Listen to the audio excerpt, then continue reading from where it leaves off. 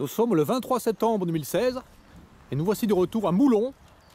Donc ici je vais tourner une vidéo le 4 septembre 2016 et le titre de cette vidéo c'est installation de prairies fleuries dans les villages L'Arnaque.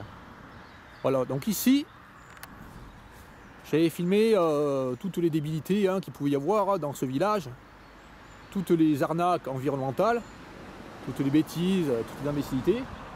Donc ici de retour ici, donc quelques semaines plus tard, et nous voyons ce qui a changé.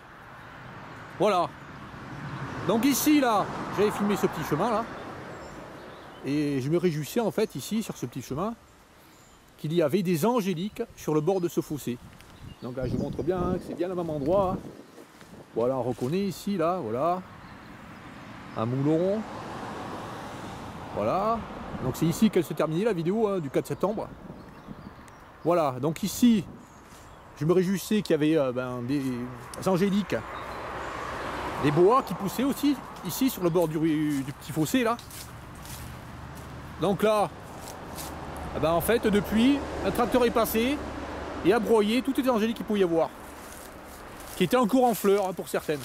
Donc là il en reste une. Voilà, ils arrivent à la fin de la floraison, il y en a quelques-unes qui sont encore en fleurs.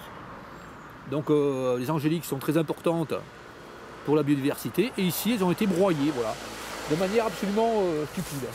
Et également, ce qui a été broyé ici sur le côté, c'est les orties qu'il y avait ici.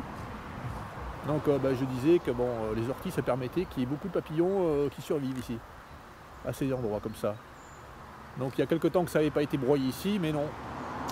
Ils sont revenus ici pour broyer de manière absolument absurde. Voilà.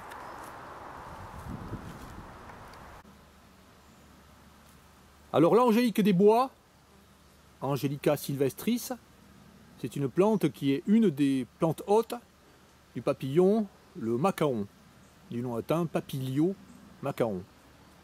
Voilà. Donc ici en ce moment là, dans la région, au mois de septembre, il y a encore des papillons qui volent, il y a encore des macaons qui volent. J'en ai vu un il y a quelques jours là. Donc en ce moment là, ils peuvent tout à fait pondre là sur ces plantes là. Et peut-être que justement, juste avant qu'ils ne broient ici les plantes, des macaons, un macaon a pondu sur ces angéliques là. Donc destruction ici des papillons. Puisqu'une fois que les angéliques sont broyées, les œufs qui éclosent, elles ne trouvent rien, enfin les chenilles qui sortent des œufs ne trouvent plus rien à manger là, et donc les papillons meurent, les chenilles meurent. Les générations ne se perpétuent pas ici. Voilà. Voilà, nous étions là-bas, à côté de l'angélique. Donc ici, retour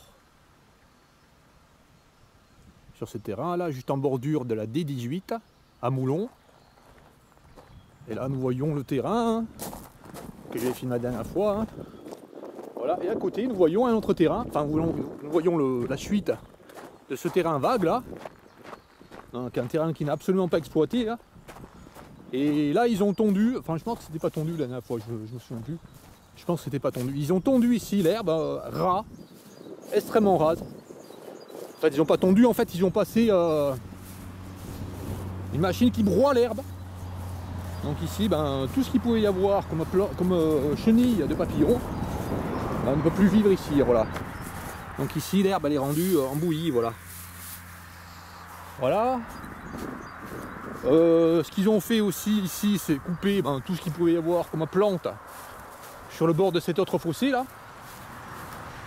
Donc là, il reste encore des fleurs très butinées. Bon, c'est la fin de la floraison pour certaines fleurs. Il y a beaucoup de fleurs encore. Donc ici là nous avons une fleur là, enfin une plante à fleurs qui arrive en fin de floraison. Nous voyons les graines ici là. Et nous voyons qu'il y a encore là ici des fleurs. Des fleurs qui sont butinées. Là nous avons un petit hyménoptère. Voilà. Qui butine ses fleurs. Donc ce sont des eupatoires chanvrines. On n'est pas sur le pâteur chanvrine parce que les feuilles ont vaguement l'apparence du chanvre. Voilà, donc ici, le pâteur chanvrine est en fleurs. Ces fleurs sont extrêmement attractives pour les papillons. Ah, ici, bon, il en reste une parce qu'elle est poussée vraiment en bas là. Les fossés, puis ils ont coupé, ils ont rasé là, ici, là. Mais en fait, ils ont coupé, la majorité des fleurs qu'il pouvait y avoir ici, sur le bord de ce fossé, ont été coupées. Voilà. Destruction très grave de l'environnement ici. Et puis aussi, ils ont coupé tout ce qu'il peut y avoir comme salicaire ici, là, par exemple. Là, nous avons les salicaires, ces plantes aux fleurs violettes. Là. Voilà, ici encore un autre hyménoptère qui vient de se poser dessus, là. Un peu plus gros, là, celui-là. La taille d'une abeille. Voilà. Donc on peut constater, comme je le dis, hein, que le partoir chanvrine a des fleurs extrêmement butinées. Voilà, donc ici ils sont en train de couper les fleurs qui permettent aux insectes de butiner, aux abeilles, etc., aux papillons, à différents hyménoptères, aux coléoptères, floricoles, etc. Voilà. Et ici nous voyons un tyrcis, très commun. Hein. Mon latin c'est Pararge aegeria. Voilà. Un papillon de la sous-famille des satyrinés. Voilà.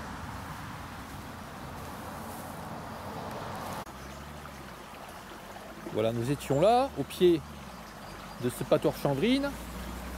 Et là, 4 mètres plus loin, nous arrivons ici, là, au pied du fossé, et nous voyons une angélique, une petite angélique là, une angélique des bois, hein. Nous voyons les feuilles ici des angéliques des bois. Donc ici, celle-là a été coupée, voilà. Parce que le gars qui est venu ici faire ce que lui il appelle l'entretien, il a considéré qu'ici il fallait couper les fleurs, voilà. Vraiment, mais vraiment n'importe quoi, voilà. Donc ici, destruction grave de la biodiversité. Voilà, si c'était que sur ce petit terrain là qui fait 20 mètres sur 20, ça serait pas grave, hein.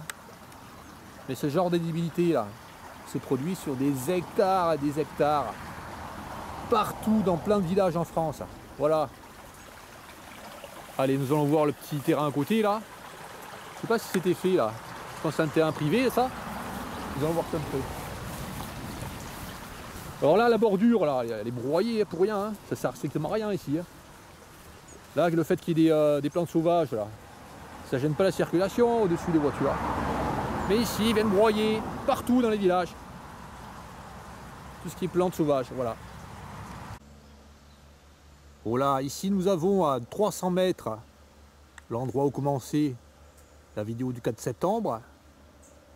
Voilà, avec les fleurs ici, là, exotiques installées, hein.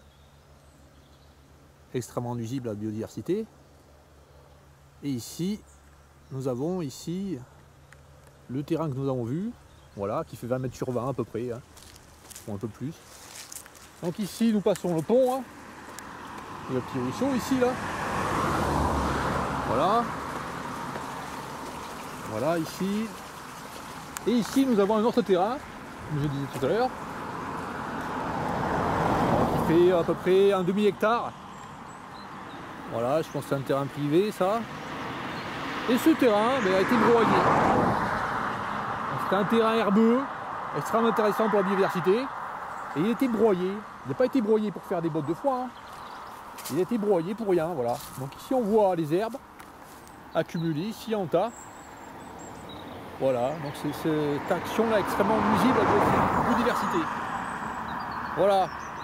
Donc ici, on voit un reliquat, en fait, des plantes qu'il pouvait y avoir au bord de la route, là, la RD 18, enfin la D18, voilà.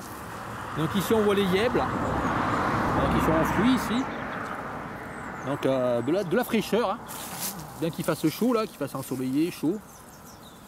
Voilà, donc c'est frais. Quand on touche, c'est frais, là. Et ici, on voit les grosses yèbles qui font 1,80 m. Voilà, au moins 1,80 m de hauteur. Ça apporte beaucoup de fraîcheur. Là, il y a des fruits, mais aussi, il y a beaucoup de fleurs. Là, il reste quelques fleurs. Voilà, des fleurs de yèble, là. Très visitées par les cétoines. Ah ben, ces plantes, là, les yèbles, sont coupées, vraiment abondamment coupées. alors que ce sont des plantes qui favorisent la biodiversité. Voilà.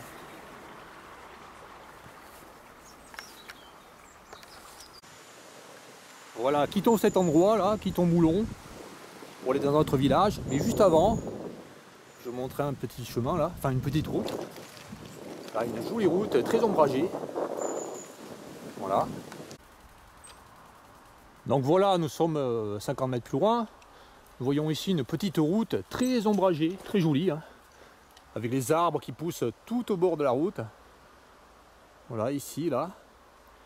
Donc ici, on voit les arbres qui sont au-dessus de la route. C'est joli, c'est agréable, c'est frais, on peut se promener ici. Ce genre de route ici dans les campagnes, ils sont en train de les faire disparaître. À plein d'endroits, ils sont en train de couper tous les arbres qui sont sur le bord là.